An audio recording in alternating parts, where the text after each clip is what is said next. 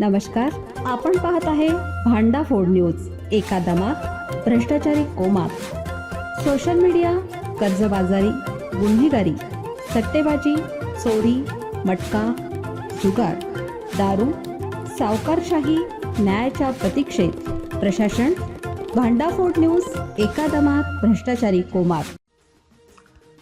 शिरोळ तालुक्याचे लक्ष वेधणारी प्रभाग 13 मधील निवडणूक. अमित वाघवेकर यांच्या प्रचाराला अभूतपूर्व प्रतिसाद.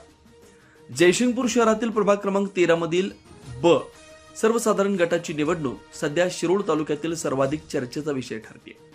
या प्रभागात चळवळीचे उमेदवार अमित लक्ष्मण वाघवेकर यांच्या प्रचाराला मिळणारा प्रचंड उत्साह आणि लोकसहभाग पाहता संपूर्ण प्रभागाचं राजकीय वातावरण तापलंय.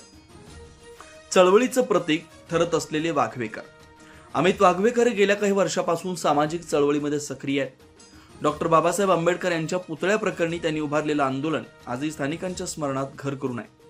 प्रभागातील नागरिकांचं म्हणणं आहे की वाघवेकर यांची चळवळीविषयीची निष्ठा आणि थेट लोकांमध्ये काम करण्याची शैली हीच त्यांची खरी ओळख आहे. स्थानिकांचा वाढता उत्साह.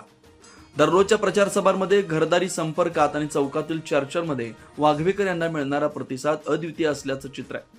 अनेक ठिकाणी ज्येष्ठ नागरिक, युवक, महिला आणि विविध सामाजिक घटक त्यांना पाठिंबा देण्यासाठी पुढे येत असल्याचं दिसतंय.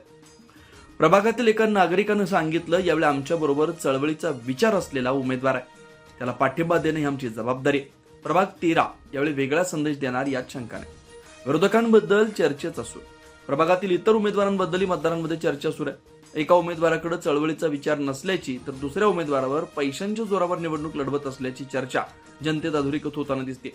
त्यामुळे मतदारांचा कल कोणाकडे वळतो हे पाहण्यासाठी तालुक्याचं लक्ष या प्रभागावर खेळलंय. निवडणूक रंगतदार, वातावरण तापलं. प्रभाग 13 मधील निवडणूक दिवसेंदिवस रंगतदार बनत असून सामाजिक चळवळी, स्थानिक विकास, आंबेडकरी विचार आणि पारदर्शक नेतृत्व या मुद्द्यांवर आधारित चर्चा वेग घेत आहेत.